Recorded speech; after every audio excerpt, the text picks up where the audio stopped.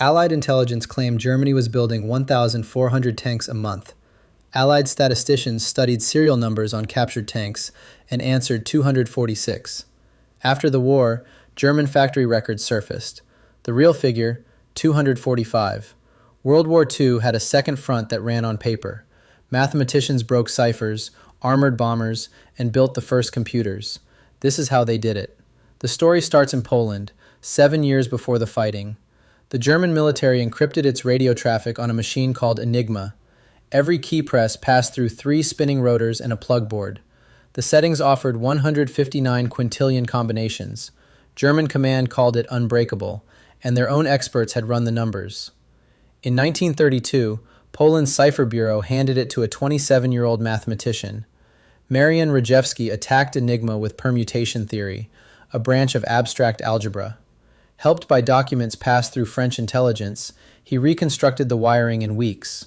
Zagolsky and Jerzy Rosicki turned his equations into a daily routine. By 1938, their Bomba machines searched rotor settings automatically.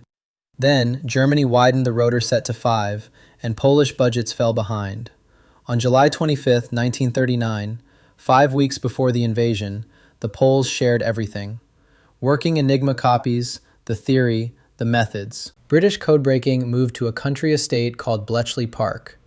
Recruiters collected mathematicians from Cambridge, chess champions, and winners of crossword contests. Among them came Alan Turing, who had defined theoretical computing back in 1936. Turing redesigned the Polish bomb into the British bomb. The machine searched rotor settings by testing for logical contradictions. Operators fed it a guessed phrase, often the daily weather report. One good guess eliminated millions of impossible rotor positions per run. By 1943, dozens of bombs ran day and night. The hardest target stayed the naval Enigma, protecting German U-boats. In the Atlantic, U-boats sank merchant ships faster than shipyards could replace them. Turing answered with banbarismus, a statistical method that ranked rotor guesses by probability. His scoring unit, the ban, anticipated information theory by several years.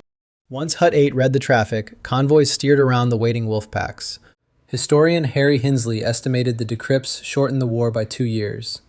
Enigma carried field traffic. Hitler and his high command used something heavier.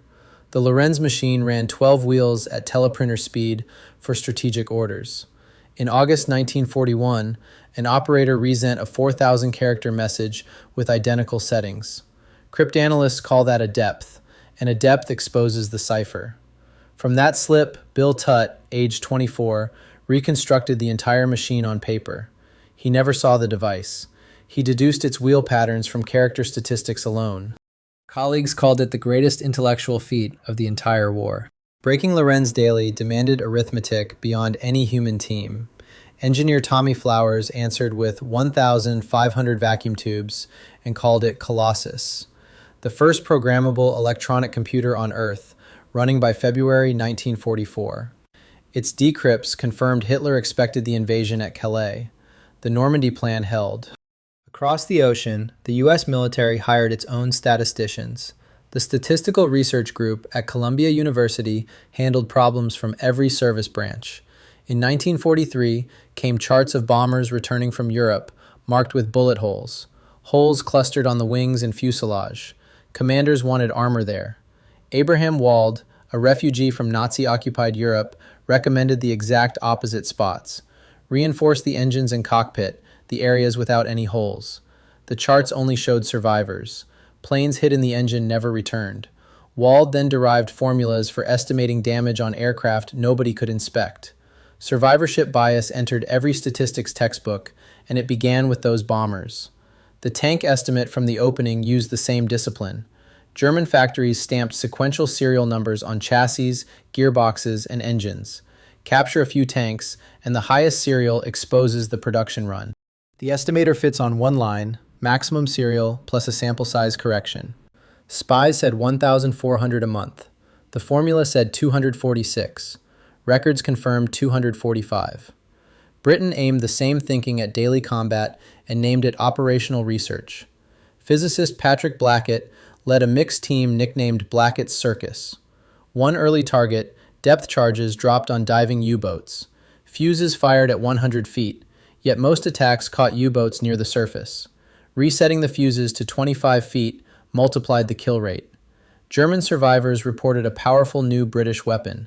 It was arithmetic. The circus also proved large convoys lost proportionally fewer ships than small ones. Escorts guard a perimeter, and perimeter grows far slower than the area inside. The Admiralty enlarged its convoys, and losses dropped at once. In the New Mexico desert, equations drove the war's most secret project. The Los Alamos plutonium bomb required implosion. A sphere crushed evenly inward. John von Neumann calculated the explosive lens geometry shaping that shockwave.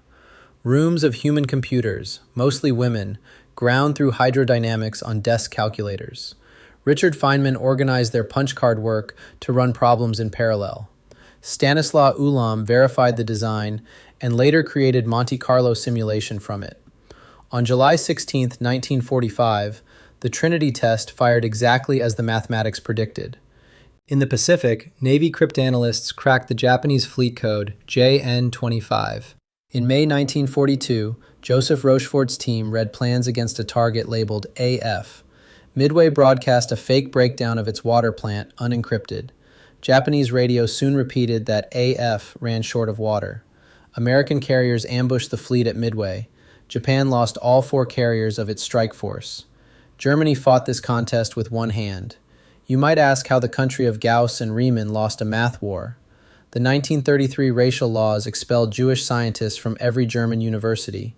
Göttingen, then the mathematical capital of the world, emptied within a year. Emmy Noether, Richard Courant, and Hermann Weyl all reached the United States. A Nazi minister asked David Hilbert how mathematics fared in Göttingen. Hilbert answered that mathematics in Göttingen no longer existed. The exiles spent the war putting their science to work for the Allies. Add up what the mathematicians delivered. Decrypts from Bletchley cut roughly 2 years off the European war. Operational research saved convoys.